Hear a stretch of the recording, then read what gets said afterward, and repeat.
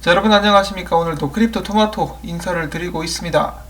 자, XRP 같은 경우는 제가 지금 영상을 만드는 이 순간까지 아직까지 삼각수렴에서 큰 방향성은 보여지고 있지 않은 그런 상황입니다. 많은 사람들이 과연 어디로 튀게 될 것인지 관심을 가지고 지켜보고 있는데요. 위로 튀게 된다라면은 목표가는 1달러까지 생각을 해볼 수가 있다라고 합니다. 자, 그런데 지금 비트코인이 살짝 비틀비틀 거리면서 약간 불안한 조짐을 보이고 있기도 한데요. 일단은 인내심을 가지고 계속해서 지켜보도록 하겠고, 한편 최근에 많은 가격 상승과 함께 이런저런 주목을 받았었던 XRP 같은 경우는 1일 활성화 주소수가 2주 전에 최대치를 기록한 이래로 계속해서 연평균을 상회하고 있다고 합니다. 기존의 가격 상승과 앞으로의 기대감을 나타내는 그런 움직임이라고 볼 수가 있겠는데요. 이런 과정 속에서 정말 오랜만에 파트너십 소식이 한 가지가 나왔습니다. 호주의 핀테크 회사이자 디지털 지불 회사인 노바티 그룹이 호주와 아시아 간의 실시간 송금을 위해서 리플사와 파트너십을 맺었습니다.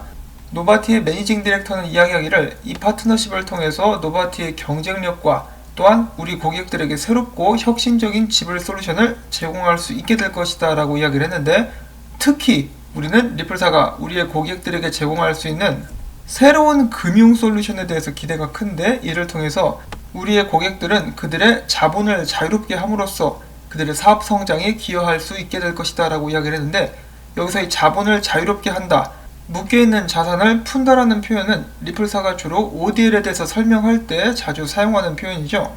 한마디로 프리펀디드 어카운트 없이 그들의 고객들이 사업을 운영할 수 있다라고 이야기를 하고 있는 것인데, 그는 이어서 말하기를 리플사와의 협력을 통해서 노바티는 빠르게 전 세계적으로 확장할 수가 있는데, 특히 동남아시아 지역에서 그렇게 할 수 있을 것이다 등등의 이야기들을 남겼습니다.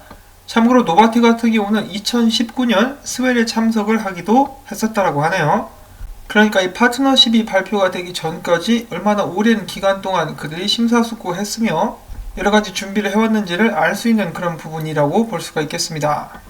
자, 여러분들도 아시다시피 호주 쪽 같은 경우는 ODL 송금로가 열려있는 국가이죠. 그래서 아시아에 지금 호주와 필리핀 이 두 곳의 국가에서 ODL을 활용을 하고 있는데, 이 두 개 국가 외에 동아시아 쪽에 새로운 ODL 송금로를 조만간에 기대해 볼 수 있지 않나라고 생각을 해볼 수가 있겠습니다. 태국 같은 경우는 거의 오픈이 확정된 것 같이 이야기를 했었는데 지금 또 뜸한 그런 상황이고, 일본도 마찬가지고요. 과연 조만간에 추가적으로 이들 국가가 ODL 송금로에 포함될 수 있을 것인지 한번 기대를 해보도록 하겠습니다. 자, 한편 이 노바티라는 회사 같은 경우는 이 호주 쪽 증권시장에 상장도 되어 있는 회사라고 하는데요. 이 주식의 티커 심볼은 NOV라고 합니다. 근데 재밌는 것은 얘네들 주식 같은 경우도 최근에 삼각수렴을 거치고 위로 상방향으로 뻗어나가고 있는 그런 상황이라고 합니다. XRP랑 손잡고 같이 가면 좋겠네요. 자, 그리고 추가적으로 노바티 같은 경우는 구글페이와 삼성페이 그리고 유니온페이를 함께 활용하고 있는 회사라고 합니다. 여기에 이제 리플넷까지 다양한 서비스를 제공하고 있다라고 볼 수가 있겠습니다. 자, 이 정보의 출처 같은 경우는 여기 있는 크립토 포엣이라는 사람이고요. 자, 그러면 이어서 계속해서 소식 보도록 하겠는데, 머니탭 이 간만에 또 업데이트가 나왔습니다. 리플사의 기술을 기반으로 만든 일본의 송금 앱 머니탭 연합에 새로운 일본 은행 멤버가 추가되었다고 하는데요. 그 은행의 이름은 오가키 쿄리츠 뱅크라고 합니다. 어느 정도 크기의 은행인지는 모르겠지만은 SBI 홀딩스의 키타오 회장 같은 경우는 지방 은행들을 통합하는 일을 지금 하고 있죠. 이 모든 은행들이 머니탭으로 묶이게 되지 않을까라는 생각도 잠깐 해보는데, 이 머니탭 같은 경우는 조만간에 국제 송금 기능도 활용하게 될 것이다 라고 이야기는 하고 있는데, 언제쯤 이것이 실현될 수 있을지는 모르겠네요.